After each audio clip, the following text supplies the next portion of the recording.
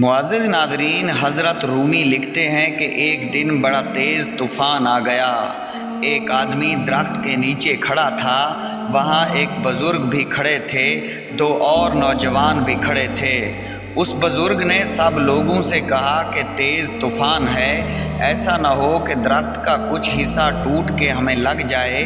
یہ سامنے ایک برآمدہ ہے، آؤ اس برآمدے میں چلتے ہیں۔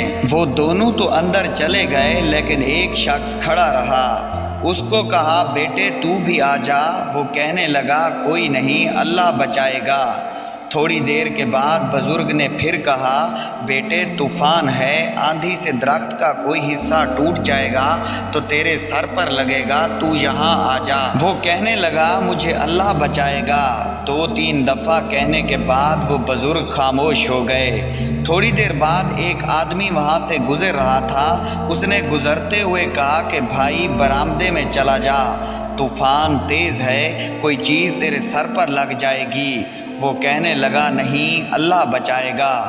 وہ گزرا، ایک اور شخص آیا، اس نے بڑے پیار سے کہا، میں پیچھے سے ہو کر آ رہا ہوں، طوفان بہت تیز ہے، آگے میں نے درخت گرے ہوئے دیکھے ہیں، تو اندر چلا جا۔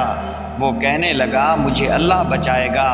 ایک تیسرا شخص آیا، اس نے بھی کہا، لیکن وہ وہاں سے نہ ہٹا۔ وہ شخص ابھی آگے بڑھا ہی تھا کہ طوفان کا تیز جھٹکا آیا اور ایک بڑے درخت کا موٹا سا تنا اوپر سے زور سے گرا اور اس کے پیچھے سر پر لگا تو وہ دھڑام سے زمین پر گر گیا۔ سر پھٹ گیا، روح پرواز کر گئی۔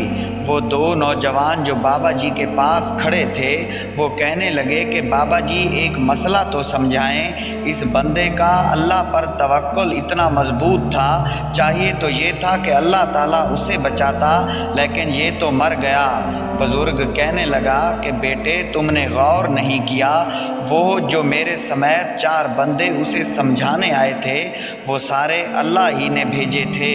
اللہ ہمیں مختلف صورتوں میں اپنے بندے بھیجتے ہیں، کبھی بیماری کی صورت میں، کبھی کسی پریشانی کی صورت میں، کہ اے میرے بندے تو سدھر جا، تو غلط راستے پر ہے، صحیح راستے پر آ جا، لیکن ہم سمجھتے نہیں۔ اللہ پاک سے دعا ہے کہ وہ ہمیں سیدھے راستے پر چلائے، آمین ثم آمین۔